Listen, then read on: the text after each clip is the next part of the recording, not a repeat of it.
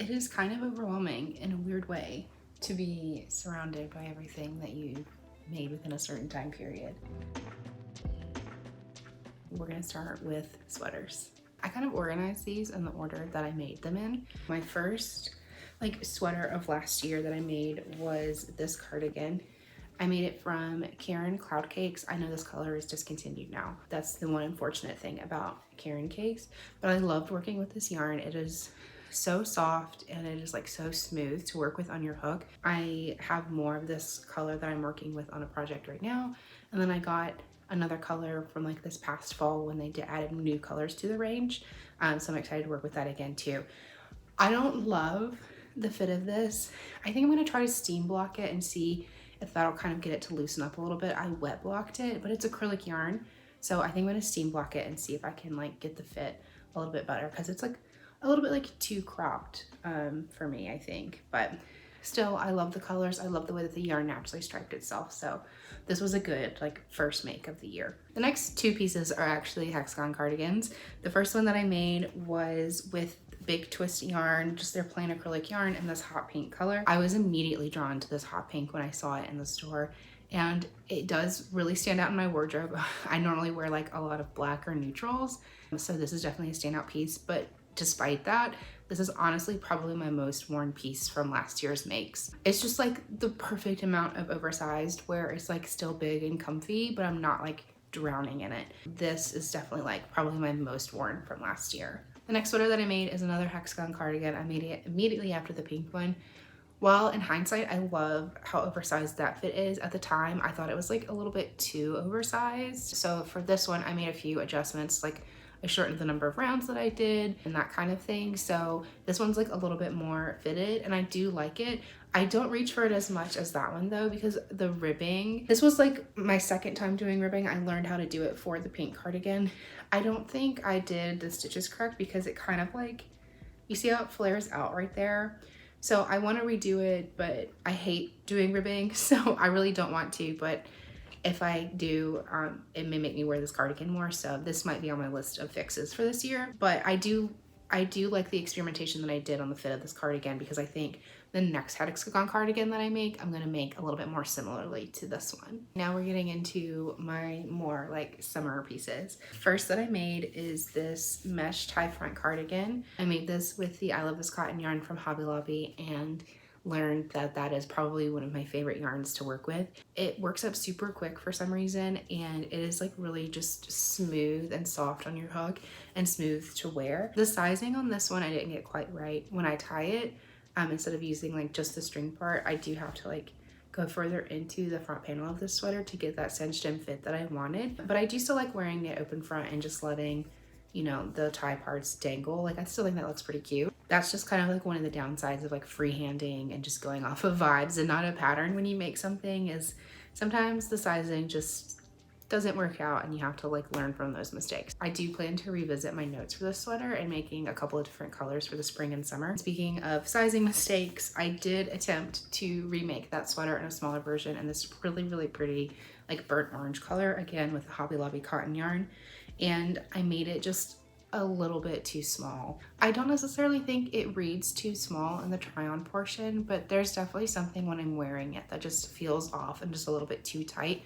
Definitely the armholes feel a little bit too tight, and I kind of wish that I had added just one extra stitch to both the front panel and the back panel. I think that's something I can easily fix probably before summer, so I can get some wear of this because I absolutely love this color. Okay, my last summer piece was this black mesh sleeve that I made. This is also with the Hobby Lobby cotton. I made this less than 48 hours for a Fall Out Boy concert.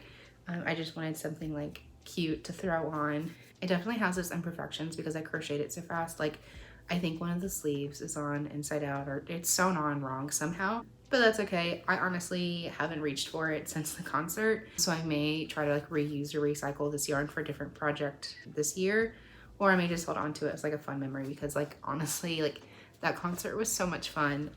So this could be like just a fun memory piece to have from that. This is the next sweater that I made from some Karen cakes that was just in my yarn stash, and I had a lot of fun making it. I really enjoyed seeing the color variant, especially on the sleeves. I think that turned out so fun. I will admit, I do not like this sweater and I do not intend on wearing it ever. I don't know if I should frog it or if I should just hold on to it, and maybe I'll decide to wear it one day. But for now, I'll hold on to it until I come up with a better idea of what I may like want to recycle these squares or this yarn into. The last sweater is definitely my favorite sweater of the year. It's my second most worn next to the pink hexagon cardigan, and that's probably only because I made it in the back half of the year. I did it as part of a crochet along on Instagram. The pattern is the Winter Morning Cardigan by, I know I'm probably going to butcher how to say her Instagram handle, I Crocheted. It was part of a crochet along. A bunch of us made these cardigans, and it is my favorite. I used yarn from my stash. I didn't go out and buy yarn, and I'm really happy with the colors that I chose. I had the perfect amount of each color, and I just think it's like, it's kind of minimal, which is more my personal style, but I love the pop of the pink.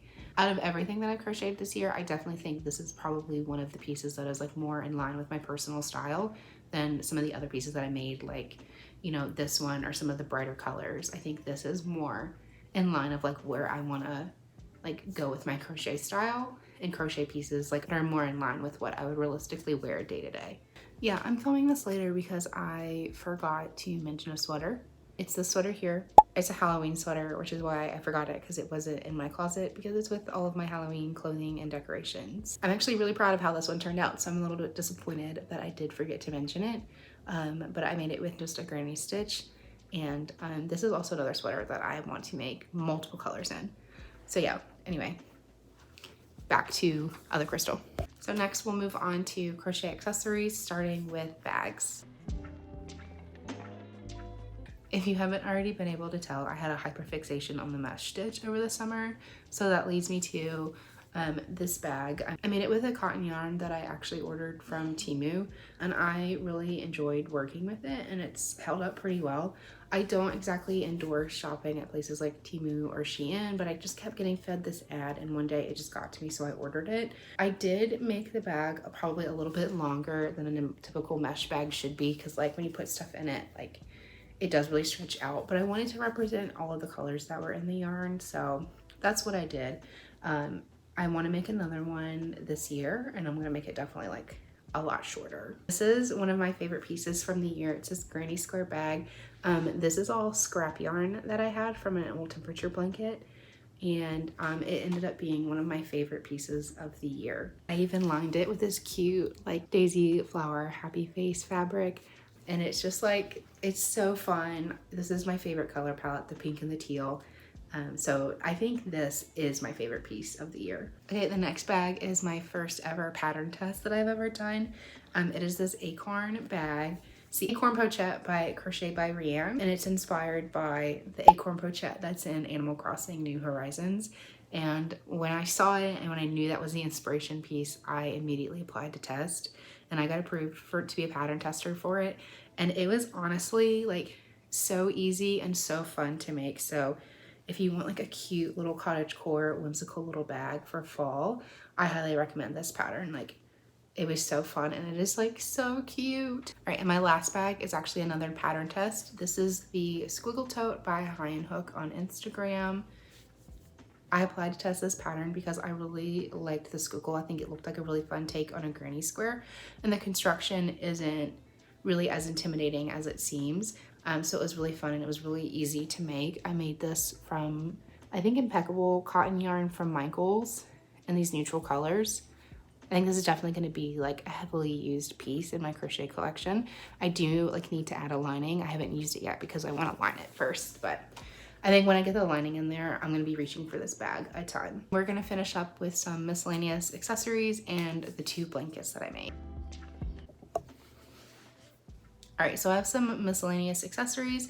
The first I'm going to start with is this little cat ear beanie. I made this from yarn in my stash. I combined 2 things, the blue fuzzy one and that green. I think it's some kind of like alpaca. I was just looking to use up some pieces. I've actually got a scarf from H&M that matches this, so I love to wear them together as a set. Yeah, this was just like a quick and easy piece.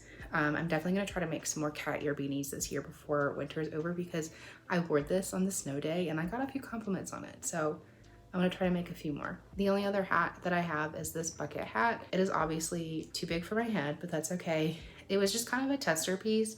I was planning out a patchwork cardigan, and I was looking at, you know, these 4 colors, and I wanted to see how they looked and how they worked together. So I just made granny squares and tried to find something to use the granny squares for. I thought a hat would be cute, and I didn't measure anything to see if it would fit. So I don't wear it, it's kind of too big, but it was still a fun piece to make. And I do still really enjoy all of these colors together, even though I never finished the patchwork cardigan. A couple of miscellaneous hair accessories. I made 2 bandanas. I made this one, which is actually the same yarn as this bag right here. And then I made this rainbow one from cotton yarn from Hobby Lobby.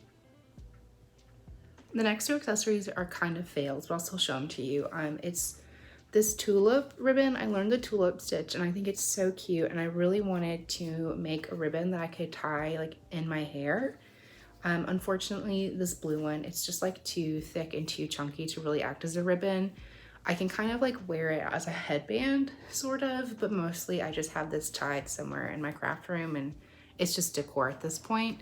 Even though I consider that project a fail, I'm still like trying to work on it because I do really want to make a ribbon from the tulip stitch. I just think that would be so cute. So I consider that part of the project a fail.